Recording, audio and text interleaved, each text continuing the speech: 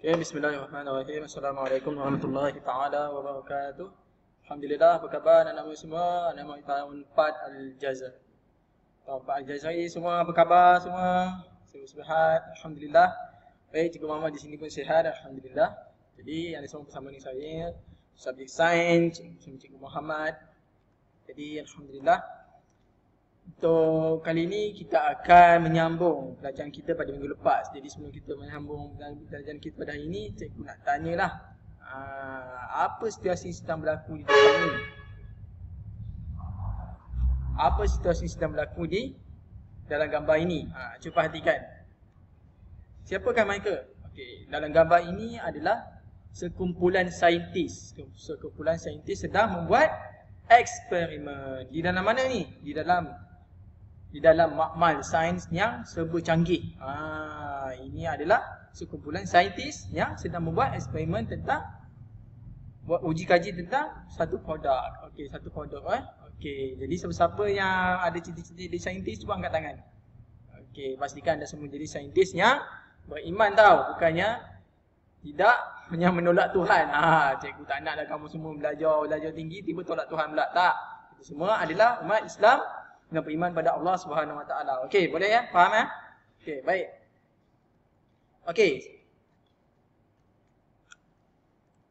Okey, jom kita ingat sebenarnya apa yang kita belajar minggu lepas. Okey, dalam gambar ini ini salah satu makmal hijau yang menggunakan semua uji kajinya berkaitan dengan tumbuhan-tumbuhan hijau saja. Okey, nampak cantik tak? Dia punya makmal hijau dia. Alhamdulillah. Jadi apa? Ni selingan je ni. Apa yang kita belajar minggu lepas. Okey, cuba ingat sama-sama. Baik, pada minggu lepas kita telah belajar tentang kemahiran proses sains atau KPS. Kedua, menggunakan hubungan ruang dan masa, mentafsir masa. Keempat apa? Mendefinisi secara apa? Operasi. Kelima apa? Mengawal boleh ubah. Dan keenam apa? Membuat hipotesis. Jadi 6 skill ni, 6 tata tertib ini adalah benda, satu hal, satu etika dan adab kita dalam membuat apa? Membuat kajian saintifik. Jadi benda ini adalah tata tertib dan kita punya adab kita dalam melaksanakan uji kaji. Okey, jadi minggu ni kita nak belajar apa cikgu? Okey, minggu ni kita akan belajar tentang sebelum kita belajar ni buka buku teks dulu tak boleh tengok phone atau laptop saja kan. Tengok buka buku teks dulu ni. Sediakan buku teks dan juga laptop di hadapan masing-masing. Cikgu tak naklah kamu melopong je depan laptop atau telefon ni. Tengok buka buku teks masing-masing Okey, buka buku teks masing-masing, muka surat. Surat berapa?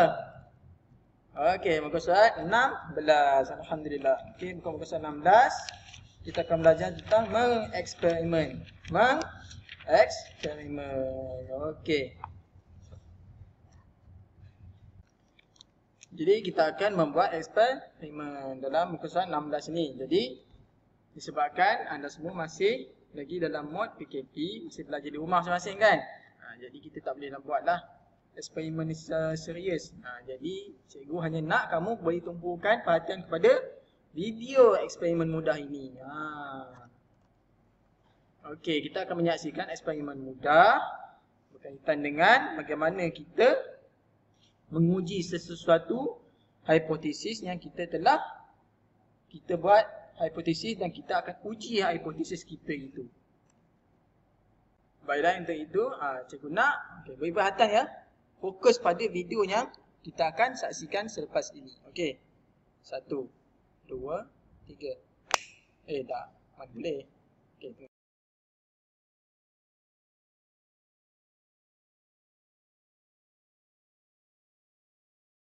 Lana dan Alex menyediakan larutan gula untuk dimasukkan ke dalam minuman mereka supaya menjadi manis.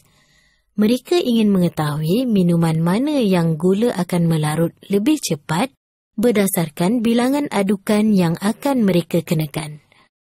Untuk Lana dan Alex mendapatkan keputusan yang baik, mereka hendaklah menggunakan kemahiran proses sains yang dikenali sebagai mengeksperimen.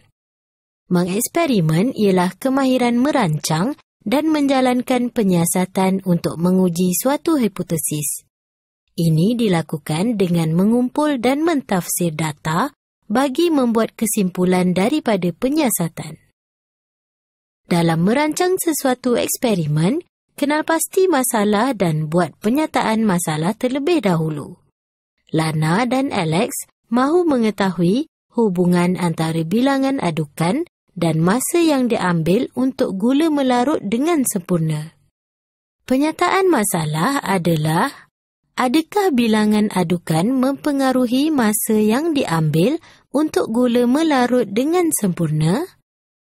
Langkah seterusnya adalah membuat hipotesis. Hipotesis ialah penyataan yang mencadangkan jawapan atau penjelasan bagi sesuatu masalah.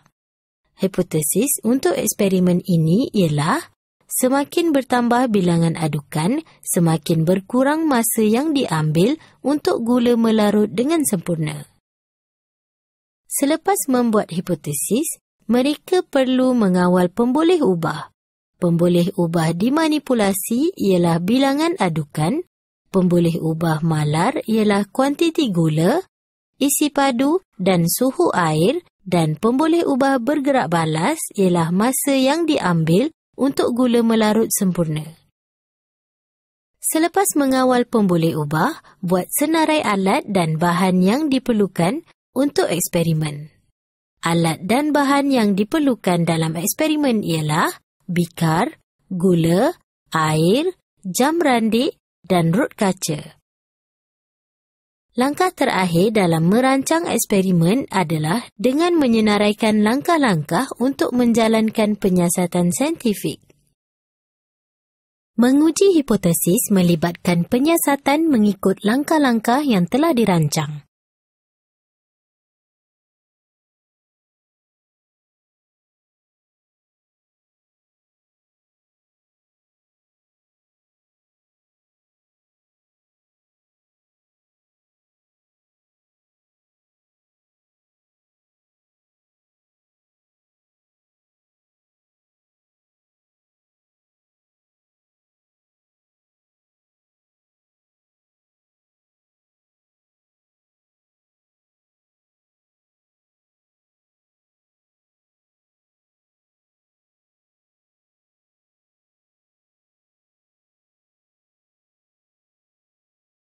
Selepas menjalankan penyiasatan, semua data daripada pemerhatian dan pengukuran eksperimen direkodkan secara sistematik dalam jadual yang betul. Graf atau carta biasanya digunakan untuk mentafsir data. Akhirnya, langkah terakhir dalam mengeksperimen ialah membuat kesimpulan. Kesimpulan ialah suatu penyataan sama ada menerima atau tidak menerima sesuatu hipotesis. Ia berdasarkan pentafsiran data yang tepat.